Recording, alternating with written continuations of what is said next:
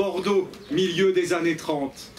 La ville débutait sa deuxième vie, alors qu'11 h du soir sonnait au clocher de l'église Saint-Louis des Chartrons. La pleine lune venait d'allumer les quais de ses doux rayons, laissant se découper sur l'horizon les silhouettes des gros cargos venant du monde entier. Aux errances des marins qui se découpaient sur les ponts, répondaient celles chaloupées, des belles de nuit qui venaient commercer leur tendresse. Marie était de celles-là. Pas de celles qui ont renoncé à leurs plus beaux espoirs, ni de celles qui ne donnent que leur corps aux amants d'un soir. Marie s'abandonnait totalement, l'espace d'un instant, pour s'échapper sous les caresses des hommes et rêver d'un ailleurs plus clément. Ce rêve d'un quelque part, elle le tenait de sa naissance.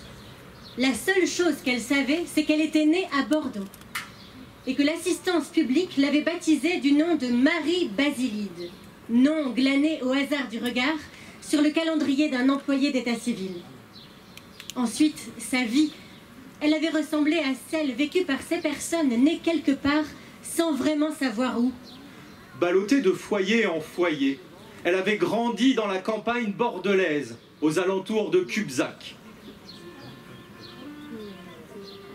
Elle apprit la vie à même les choses, les gens, les bêtes. À 8 ans, elle savait que les enfants se font quelquefois au milieu des champs, derrière des meules, dans les granges en hiver, plus souvent que sous les draps. À 10 ans, elle savait ce qu'un homme de 30 cherche parfois à oublier. À 14 ans, son bon cœur et son caractère compatissant eurent raison de son enfance.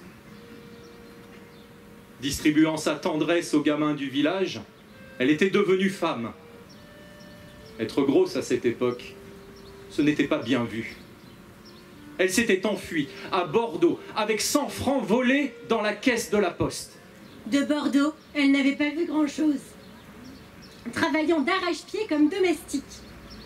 Mais une chute malheureuse au 7e mois l'éloigna définitivement d'une future maternité. De nouveau à la rue, il avait bien fallu vivre. Sa féminité était tout ce qui lui restait.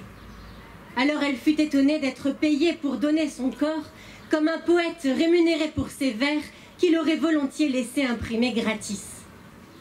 Elle n'aimait rien tant que l'heure de la nuit où, restée seule, elle se souvenait dans le noir de tout ce qu'elle avait vu de nouveau dans la journée et imaginait le pays de ses rêves et se promenait où son corps n'avait jamais été. À Paname, Paris la belle, une tour de métal, une étendue de monuments et de palais, des magasins grands comme des villes, des cathédrales, des dômes et des ponts. C'est ce soir-là que Marie rencontra l'ouvrier de son malheur. Elle accepta l'invitation à rejoindre un capitaine de cargo dans sa cabine. Comme à son habitude, elle s'abandonna à tout ce que son humanité pouvait offrir. Quand elle se réveilla, Bordeaux avait disparu. Elle était au milieu d'une immensité bleue, naviguant en direction d'un ailleurs, comme beaucoup d'autres invisibles avant elle.